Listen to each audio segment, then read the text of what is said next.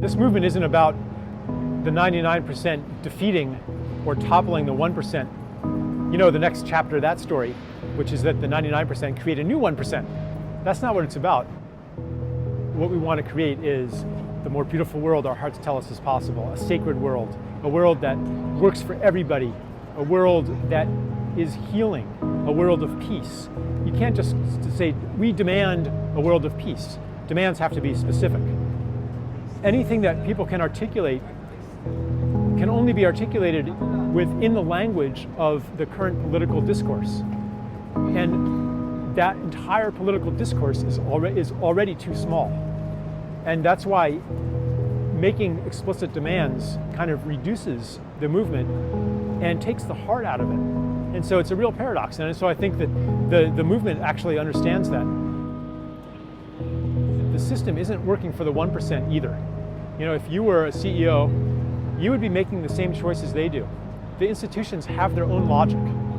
Life is pretty bleak at the top too. And all of the baubles of the rich, they're kind of this phony compensation for the loss of what's really important. The loss of community, the loss of connection, the loss of intimacy, the loss of meaning. Everybody wants to live a life of meaning. And today, we live in a money economy where we don't really depend on the gifts of anybody, but we buy everything. Therefore, we don't really need anybody, because whoever grew my food or made my clothes or built my house, well, if they died or if I alienate them, if they don't like me, that's okay. I can just pay somebody else to do it. And it's really hard to create community if the underlying knowledge is we don't need each other. So people kind of get together and they act nice, or maybe they consume together. But joint consumption doesn't create intimacy.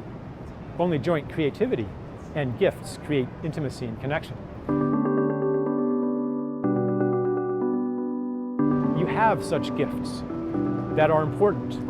Just like every species has an important gift to give to an ecosystem, and the extinction of any species hurts everybody. The same is true of each person. That you have a necessary and important gift to give. And that for a long time our minds have told us that maybe we're imagining things, that it's crazy to live according to what you want to give.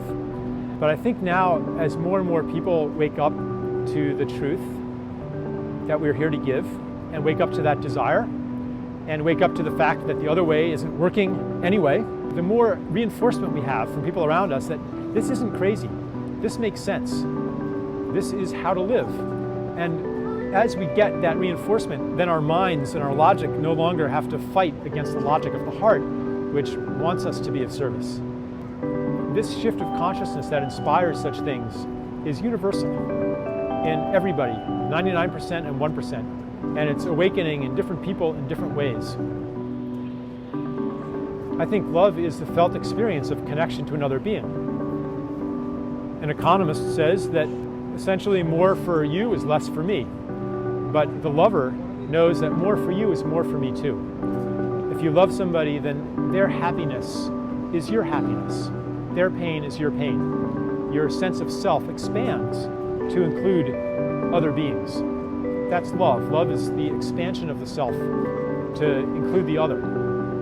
And that's a different kind of revolution. There's no one to fight. There's no evil to fight. There's no other in this revolution. Everybody has a unique calling, and it's really time to listen to that. That's what the future is going to be. It's time to get ready for it and to help contribute to it and make it happen.